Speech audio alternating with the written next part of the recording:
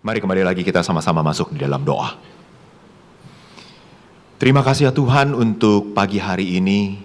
Pagi yang baru Engkau memberikan kami kesempatan sekali lagi untuk datang beribadah kepadamu. Ini semuanya karena kasih anugerah-Mu, kasih setia-Mu yang begitu berlimpah di dalam kehidupan kami.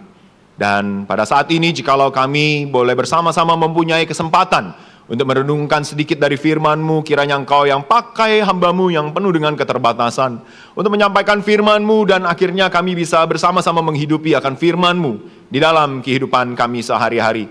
Di dalam perjalanan hidup kami boleh semakin serupa dengan Engkau. Di dalam perjalanan hidup kami, di dalam gereja, dengan rekan sepelayanan, kami bisa sama-sama semakin memuliakan nama-Mu, membawa setiap dari kami semakin berkenan di hati-Mu saja. Terima kasih Tuhan, kami serahkan waktu singkat ini hanya ke dalam tangan-Mu. Setiap dari kami kiranya boleh diberkati. Di dalam nama Tuhan Yesus kami berdoa dan mengucap syukur. Amin. Shalom saudara-saudariku yang terkasih di dalam Tuhan. Sungguh bersyukur pada pagi hari ini kita boleh bersama-sama merenungkan firman Tuhan yang bertemakan hidup dengan rekan sepelayanan. Saudara-saudariku, ada sebuah pepatah mengatakan, if you want to go fast, go alone. If you want to go far, go together. Amin? Enggak. Soalnya enggak ada respon begitu kan. Amin, enggak ada aminnya begitu. Nah, saudara-saudariku terkasih dalam Tuhan, kita memang kalau mau berjalan jauh pastinya kita butuh seseorang yang terus mendukung kita. Kalau kita mau cepat, jalan sendiri. Di dalam keluarga mau cepat, ya udah jalan aja sendiri. Tapi kalau mau jalan jauh, suami dan istri dengan anak-anak berjalan bersama-sama. Saudara-saudariku yang terkasih dalam Tuhan, kita pun juga seperti demikian. Kita mau berjalan jauh, mari kita berjalan bersama-sama. Karena kita akan bersama-sama jalan di dalam jalan anugerah, di dalam pertandingan yang sudah Tuhan percayakan buat kita semuanya. Saudara-saudariku, saya diberikan tema hidup dengan rekan sepelayanan dengan maksud supaya kita bersama-sama bisa membangun relasi yang baik dengan rekan sepelayanan, di dalam gereja kita, di luar sana pada saat kita berinteraksi, berelasi dengan rekan sekerja kita bisa hidup harmonis, kita bisa hidup saling mengasihi. Saudara-saudariku, orang Kristen nggak jauh dari namanya kasih, betul? Ya, puji Tuhan, udah ada yang mulai ngangguk. Ya. Tadi nggak ada, sekarang udah mulai ngangguk. Puji Tuhan. Apakah kita mengasihi kiri dan kanan kita? Mulai ngangguk juga, puji Tuhan. Kasih tahu, kalau lupa kasih tahu ke kiri dan kanannya, aku mengasihimu loh. Terlebih lagi, tadi kan Pak Sutri ya. Pak Sutri yang persembahan pujian kan. Nah, kasih tahu, ingatkan lagi sama suami dan istri, aku mengasihimu loh. Mana tahu udah lama, 3 tahun, 5 tahun yang lalu baru ngomong. Kasih tahu dong. Nggak mau juga. Aduh, ya udahlah. Kasih tahu lah, aku mengasihimu dengan kiri kananmu. Aku mengasihimu, ayo silakan. Jangan liatin saya, mengasihi saya puji Tuhan gitu. Tetapi kasihilah dengan yang kiri dan yang di kananmu, suami dan istri, anak-anakmu. Amin ya. Nah, saudara-saudariku yang terkasih di dalam Tuhan, di dalam perjalanan hidup yang sudah Tuhan berikan buat kita semuanya, khususnya di dalam gereja, kita dipercayakan dengan rekan yang sama-sama melayani Tuhan. Kita pastinya mempunyai begitu banyak, mungkin ada masalah yang timbul. Puji Tuhan kalau semuanya lancar. Tetapi lancar belum tentu sama dengan tidak ada masalah. Masalah itu pasti ada, tetapi kita yakin dan percaya kalau kita mau melayani bersama, kita mau sama-sama untuk membangun tubuh Kristus yang lebih baik lagi, kita mau melangkah lebih jauh lagi, kita mau sama-sama selesaikan pertandingan kita dengan baik. Oleh sebab itu, mari kita sama-sama penuh dengan kasih karunia dari Tuhan saja. Semakin tahu kita ini siapa, semakin tahu kita ini statusnya apa. Kalau kita semuanya adalah anak-anak Tuhan, maka yang dinamakan dengan kasih, yang dinamakan dengan hidup seturut dengan kehendak Tuhan, itulah yang mau kita kejar sama-sama di dalam gereja kita. Amin ya. Nah, itulah yang kita mau sama-sama renungkan pada hari ini, belajar dari surat Efesus. Surat Paulus kepada jemaat Efesus dari pasal 6 ayat 21 hingga 24. Sebenarnya bagian firman Tuhan ini tuh pendek, enggak panjang, dan isinya mengenai salam terakhir dari Paulus untuk jemaat di Efesus. Saya akan bacakan buat kita semuanya di dalam terjemahan baru yang kedua, dan kiranya kita boleh diberkati. Efesus pasal yang ke-6 ayat 21 hingga 24. Supaya kamu juga mengetahui kabar tentang aku. Maka Tikhikus, saudara yang terkasih dan pelayan yang setia di dalam Tuhan, akan memberitahukan semuanya kepada kamu. Dengan maksud inilah ia kusuruh kepadamu, supaya kamu tahu kabar tentang kami, dan supaya ia menghibur hatimu. Damai sejahtera dan kasih dengan iman dari Allah Bapa dan dari Tuhan Yesus Kristus menyertai sekalian saudara. Anugerah menyertai semua orang yang mengasihi Tuhan kita Yesus Kristus dengan kasih yang tidak binasa. Baik, pembacaan firman kita sampai di sini. Saudara-saudariku yang terkasih di dalam Tuhan, bagian firman Tuhan ini, salam akhir dari Paulus ini sangat menarik karena di dalam ada seseorang yang disebutkan namanya, yaitu Tikhikus. Dia bukan sejenis tikus, dia tetaplah orang, ya. Dia bernama Tikhikus yang berasal dari Asia. Tepatnya ada beberapa ahli mengatakan dia adalah orang Efesus, dan dia di dalam catatan Kisah Para Rasul pasal 20 ayat 4 adalah murid Paulus yang menemaninya ke Yerusalem membawa bantuan. Di satu sisi yang lain, dialah wakil pribadi Rasul Paulus dan juga mungkin pembawa surat kepada jemaat di Kolose, surat Kolose kita, dan juga Efesus. Jadi dia adalah utusan, orang yang dipercaya, murid dari Paulus yang sangat khusus sekali tugasnya membawa pesan. Messenger, satu orang yang dipercayai dengan baik sekali, karena kalau surat pesan ini tidak tersampai berarti ajaran itu tidak ada. Makanya dengan kepercayaan yang tinggi, Paulus menyebutkan Tikhikus ini adalah orang yang pertama, saudara terkasih. Yang kedua, pelayan setia. Kurang apa enggak ini orang? Orang ini adalah yang sangat-sangat dipercaya oleh Paulus. Bahkan Paulus di dalam bagian firman Tuhan ini memberi keterangan dengan sangat jelas. Saudara yang terkasih, pelayan yang setia. Kalau ada seseorang direkomendasikan sebagai orang seperti demikian, di resumenya, di CV-nya, hamba Tuhan akan direkomendasikan masuk ke gereja GKI Citra Garden. Saya tanya, diterima nggak? Orang ini sangat mengasihi. Orang ini sangat setia. Terima nggak? Pasti terima. Nggak perlu pikir panjang lagi. Udah rekomendasikan, kasih setia. Dia mengasihi, di dalam lingkungan dia bisa menghidupi kasih. Setia, pelayan yang setia artinya apa? Dia setia kepada Tuhan loh. Jadi ini dua relasi ini sudah terpenuhi. Dia mengasihi Tuhan, dia mengasihi sesama. Kurang apa lagi? Jadi ini menjadi sebuah catatan khusus dari Paulus kepada jemaat Efesus. Orang yang membawa suratnya adalah orang seperti begini. Dan menurut catatan lain lagi, ternyata Tikhikus ini juga menjadi orang yang sangat luar biasa sekali. Bukan sebagai messenger, sebagai duta yang membawa surat, tetapi dia juga siap menggantikan pelayanan orang lain. Dia siap jikalau ada seseorang berhalangan. Catatan itu ada di dalam Titus juga. Nah, orang ini luar biasa sekali dan tercatat di dalam Paulus, sehingga kita bisa melihat, kita sama-sama bisa belajar. Pada saat Paulus menyampaikan suratnya kepada Efesus, dia juga menyebutkan orang ini, berarti ada sesuatu yang kita juga butuh pelajari, yaitu memang di dalam rekan sepelayanan, di dalam kita melayani bersama, di dalam kita hidup bersama, ada hal-hal yang perlu kita perhatikan dari catatan Paulus ini. Selain dari tadi dikatakan Tikhikus adalah orang yang mengasihi, orang yang setia. Orang yang bisa saling mengasihi, orang yang setia kepada Tuhan. Saudara-saudariku, mari kita sama-sama membahasnya satu persatu. Dari ayat yang pendek ini, kita akan menelusurinya bersama-sama.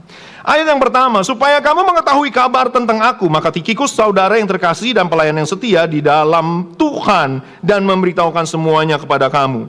Saudara-saudariku, di dalam catatan ini, kita mengetahui bahwa Paulus dengan jemaatnya itu mempunyai relasi yang sangat kuat. Jadi bukan hanya sekedar Paulus bangun gereja, dia kabur. Enggak. Paulus membangun gereja, dia benar-benar mempunyai relasi yang sangat kuat, bahkan jemaatnya dengan dia dengan jemaatnya, semuanya mempunyai hubungan timbal balik yang luar biasa sekali, sehingga kita bisa mengetahuinya dari apa? Bahwa nanti kita bisa melihat bahwa Paulus ingin memberitahukan apa yang menjadi kondisi dia. Wah, luar biasa ya.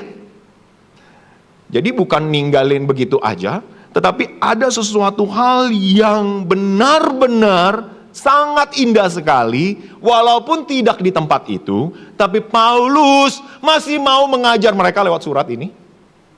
Satu sisi yang lain adalah Paulus juga ingin memberitahukan akan kondisi dia. Dia ada di mana? Kan suratnya ke Efesus. Paulus waktu menuliskan surat ini ada di mana? Saudara-saudariku, dia ada di penjara. Dia ada di Roma. Ada satu jarak.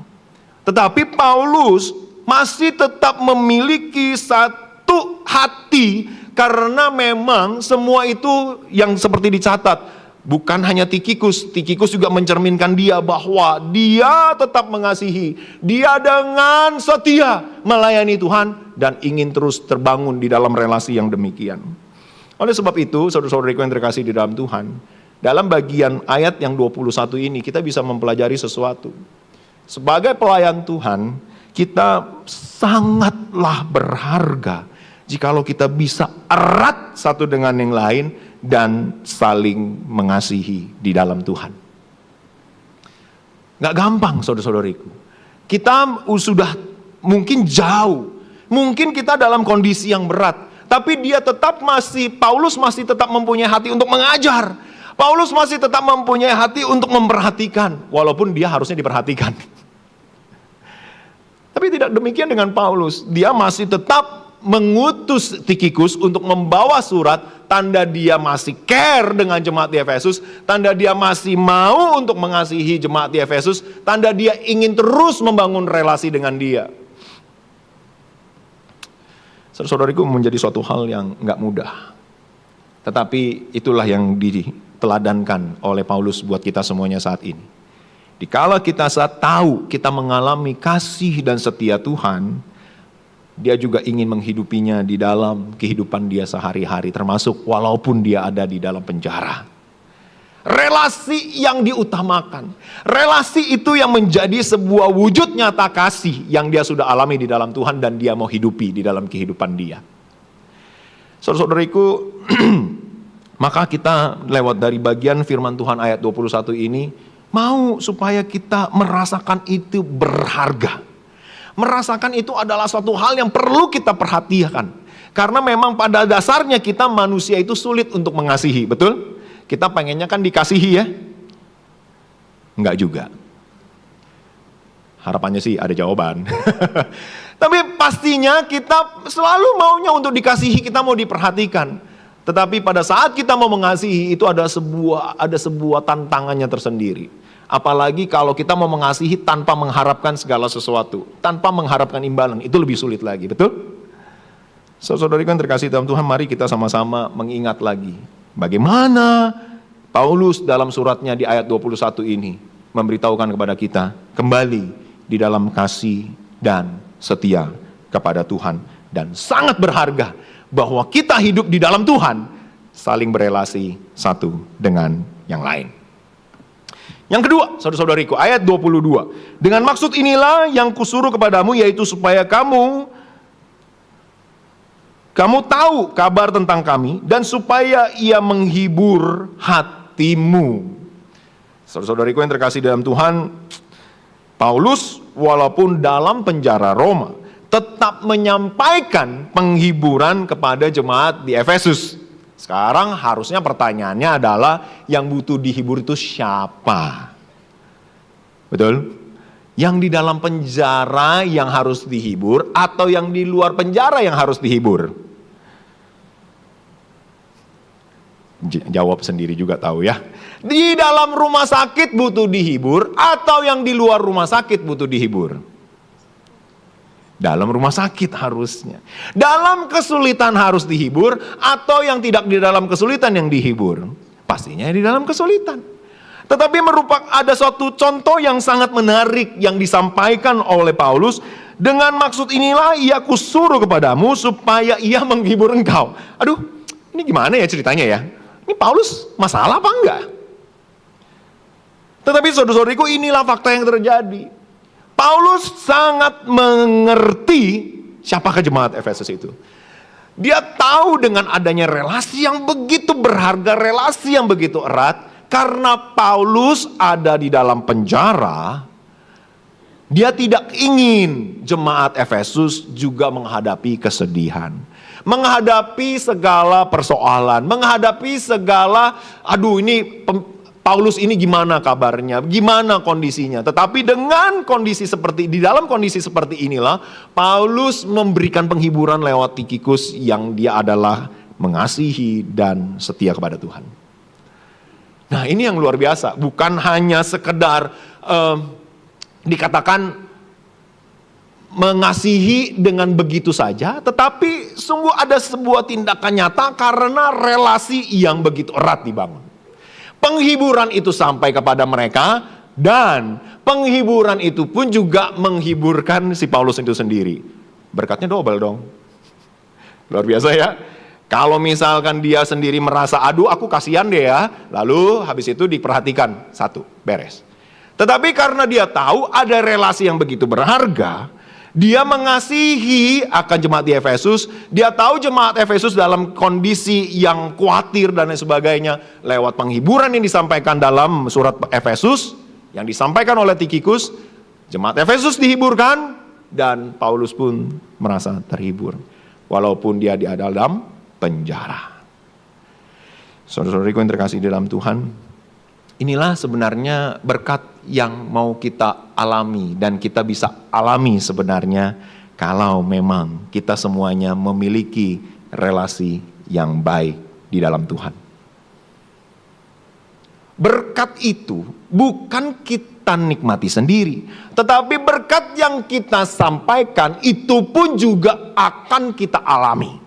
Pada saat kita menghibur orang lain walaupun apapun kondisinya kita, tetapi penghiburan itu akan juga berbalik kepada kita, menguatkan iman kita, menguatkan kondisi kita, semakin menjadi anak-anak Tuhan yang berkenan di hati Tuhan. Oleh sebab itu, inilah sebenarnya yang ingin disampaikan oleh Paulus lewat pengajaran ayat 22 tadi, supaya kita tahu bagaimana apapun kondisi kita, karena kita ada di dalam anugerah, karena kita ada di dalam kasih itu sendiri. Nah, sudah sepatutnya kita bisa membawa penghiburan. Kita mengalami penghiburan dan kita mau lakukan sesuatu untuk membawa hasil bagi relasi kita, dan pasti penghiburan itu juga ada buat kita. Saudariku, di dalam pelayanan yang kita lakukan dengan rekan sepelayanan kita, seberapa jauh kita mau membayar harga, dan kita bukan karena mau mendapatkan berkatnya baru kita lakukan itu, tidak. Tetapi pada saat kita dengan tulus hati, kita membayar harga dengan rekan sepelayanan kita karena kita melihat ini adalah relasi yang harus kita kejar, maka Tuhan tidak akan meninggalkan kita. Tuhan akan selalu beserta dengan kita. Apapun yang menjadi problema kita, apapun yang menjadi tantangan kita, kita dapat mendapatkan penghiburan untuk menjalaninya bersama. Itu yang kedua, saudara-saudariku. Selanjutnya ayat 23 sampai 24. Damai sejahtera dan kasih dengan iman dari Allah Bapa dan dari Tuhan Yesus Kristus menyertai sekalian saudara. Ini ucapan berkat dari Paulus buat jemaat di Efesus. Selanjutnya ada catatan penting di sini. 24. Anugerah menyertai semua orang yang mengasihi Tuhan kita Yesus Kristus dengan kasih yang tidak binasa. Saudara-saudariku, menarik sekali di dalam catatan berkat yang ayat 23, dikala kita merasakan berkat Tuhan itu pasti ada. Berkat Tuhan itu pasti melimpah. Tetapi ada sebuah catatan penting keterangan di ayat 24. Yakni apa? Anugerah, terjemahan baru yang lama mengatakan, kasih karunia menyertai semua orang. Ada catatannya nih. Yang mengasihi Tuhan kita Yesus Kristus dengan kasih yang tidak binasa. Coba kita bandingkan dengan ayat pasal yang pertama ya. Efesus pasal yang pertama ayat yang ketiga dikatakan begini. Terpujilah Allah dan Bapa Tuhan kita Yesus Kristus yang dalam Kristus telah mengaruniakan kepada kita segala berkat rohani di dalam surga. Ada catatan yang lain? Nggak ada.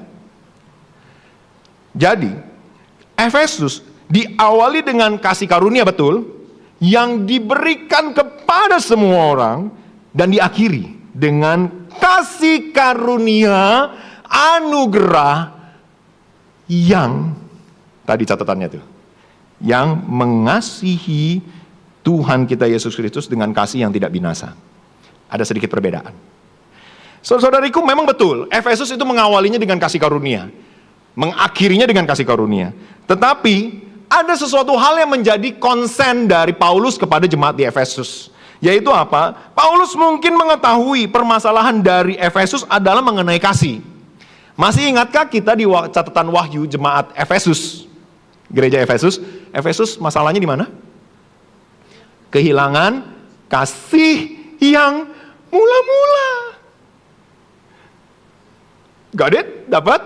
Jadi Paulus mengetahui, mungkin dia mengetahui Efesus ini menghadapi tantangan ini. Oleh sebab itu, Paulus mengingatkan kepada jemaat Efesus bahwa anugerah kasih karunia itu bagi semua orang yang benar-benar menyertai semua orang yang mengasihi Tuhan kita Yesus Kristus. Ada sesuatu nih di situ, kasih yang tidak binasa.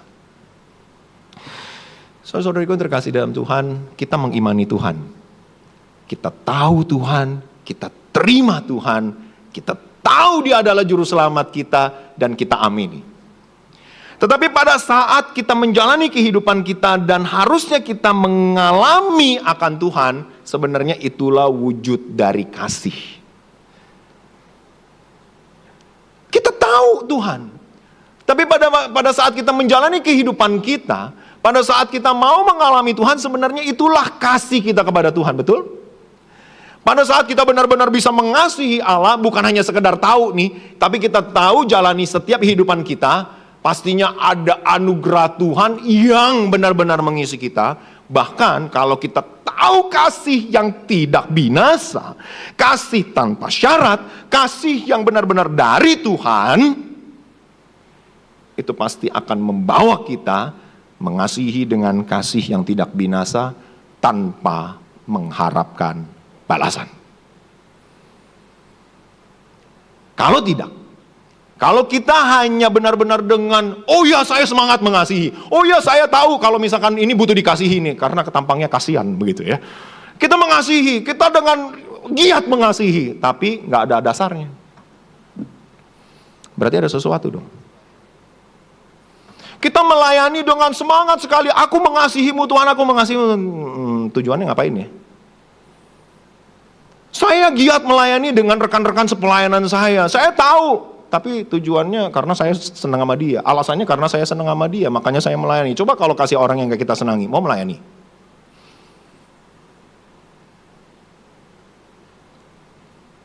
Oh iya, kalau saya pelayanan semua dihargai, maka saya mau melayani. Kalau saya gak dihargai, pada saat saya melayani adanya cuma kritikan, apakah saya mau melayani? Saudaraku terkasih di dalam Tuhan, hati kita tidak murni kembali. Kasih yang ada adalah kasih yang binasa. Padahal jikalau memang Tuhan yang sudah menyelamatkan kita dengan kasih karunia-Nya dan kesetiaan Dia datang ke dalam dunia untuk menyelamatkan kita. Dan harusnya kita juga bisa menghidupi kasih dan kesetiaan yang kita berikan kepada Tuhan. Apapun yang menjadi tantangan kita, apapun yang menjadi keakuan aku, kita bisa lawan dengan kasih yang tidak binasa Karena tidak ada hidden agenda, tidak ada agenda tersembunyi, tidak ada motivasi apapun, tujuannya adalah inilah hidup saya yang mengasihi Tuhan. Bagaimanapun kondisi rekan sepelayanan saya, apapun yang menjadi latar belakang saya ingin karena saya benar-benar mengasihi, saya orang yang hidup dalam kasih, saya mau melayani dengan kasih dan kemuliaan hanya untuk Tuhan. Tidak ada tujuan yang lain. Tidak ada harapan yang lain. Hanya untuk memuliakan Tuhan.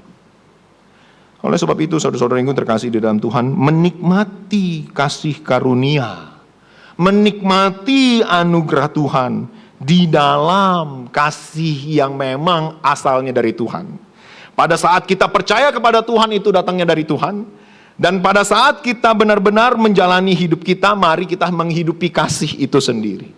Semakin mengasihi Tuhan. Dan kalau kita kembali lagi, kita benar-benar mengasihi, itu Tuhan pasti akan memberkati kita. Saudara-saudariku yang terkasih dalam Tuhan, seringkali kita mungkin terjebak di dalam kita ada di dalam pelayanan. Pelayanan kita menjadikan itu sebagai sebuah tugas saja. Pelayanan kita hanya terhenti di dalam penyusunan petugas. Pelayanan terhenti karena dianggap sebagai tugas. Sehingga pelayanan tidak kita lakukan sebagai hidup. Kan kasih yang tidak binasa adalah kasih yang hidup. Berarti yang kita lakukan sebenarnya itu adalah hidup. It's our life. Itulah kehidupanku. Jadi karena kita hidup, jadi kita pasti akan lakukan itu. Hari ini di sini hidup nggak pakai nafas? Nggak ada kan? Udah bentar, saya nafasnya bentar aja. Nggak ada. Kita bernafas karena kita hidup. Kita hidup dan kita butuh nafas. Saudara-saudariku terkasih di dalam Tuhan, kita hidup karena memang dari kasih yang tidak binasa itu sendiri. Makanya itu adalah hidup kita yang sebenarnya kita harus benar-benar melayani dan bukan hanya sekedar tugas. Saudara-saudariku terkasih dalam Tuhan, belakangan ini pun juga menjadi sebuah perenungan bagi saya. Tugas seorang hamba Tuhan adalah berkhotbah dan mengembalakan. Betul ya? Ada tambahan lain? Saya dikasih taunya sih begitu ya. Waktu belajar, tugas pendeta apa? Tugas pendeta ya berkhotbah, mengembalakan. Saudara-saudariku terkasih di dalam Tuhan, kalau begitu berkhotbah, puji Tuhan, saya masih merasakan berkhotbah itu adalah suatu hidup yang harus saya hidupkan. Tetapi saudara-saudariku, pembesukan, tugas atau keharusan? Pendeta.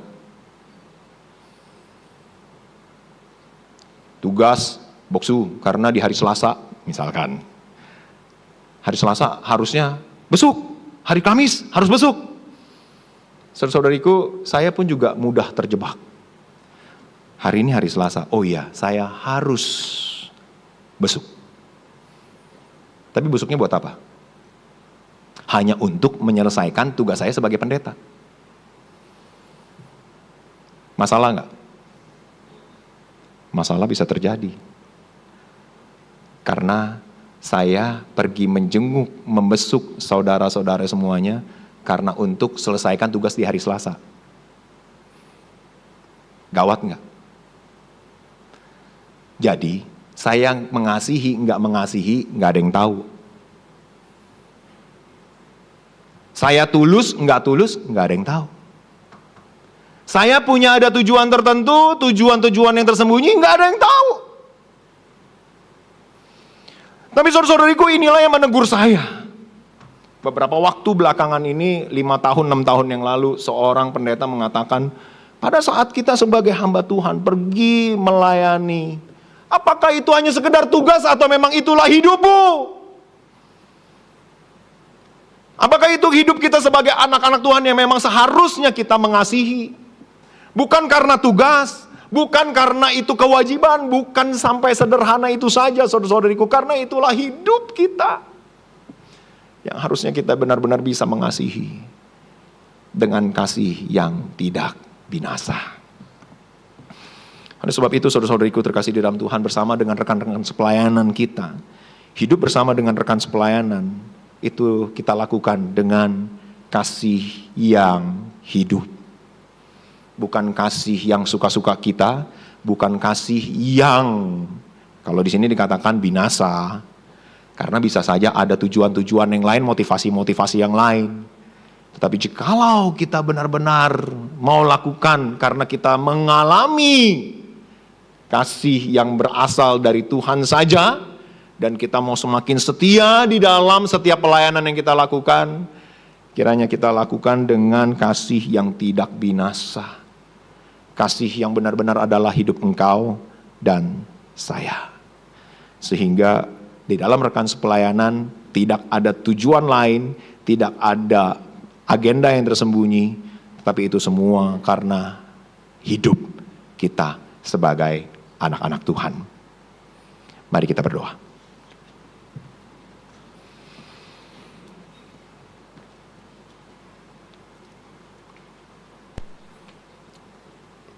Bapa di dalam surga, kami hanya memohon supaya Engkau yang mengubah kami kembali, memampukan kami melayani-Mu dengan setia dengan rekan sepelayanan kami. Bukan kami mempunyai tujuan-tujuan yang tersembunyi.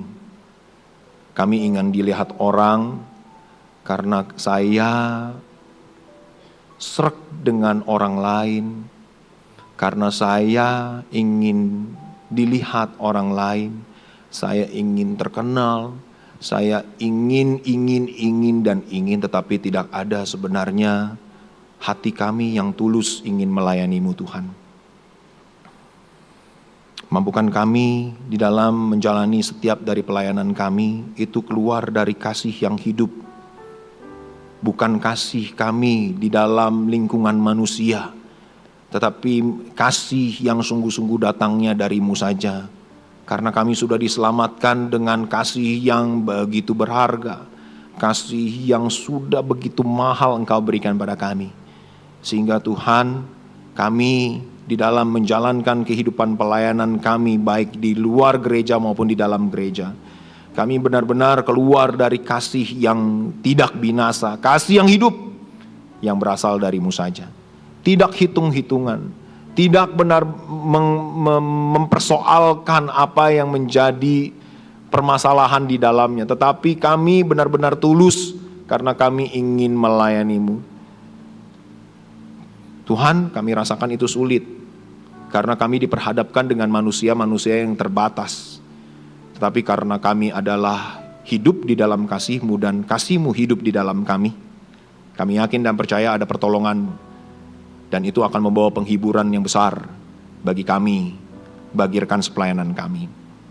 Terima kasih ya Tuhan, kami memohon supaya Roh-Mu sendiri yang akan selalu menguatkan kami, menolong kami, semakin bisa menjadi saudara terkasih, setia melayani-Mu Tuhan, membawa penghiburan dan mengutamakan kasih karunia atau anugerah yang ada di dalam hidup kami.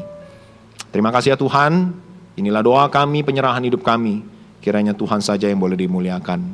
Di dalam Yesus kami berdoa dan mengucap syukur. Amin.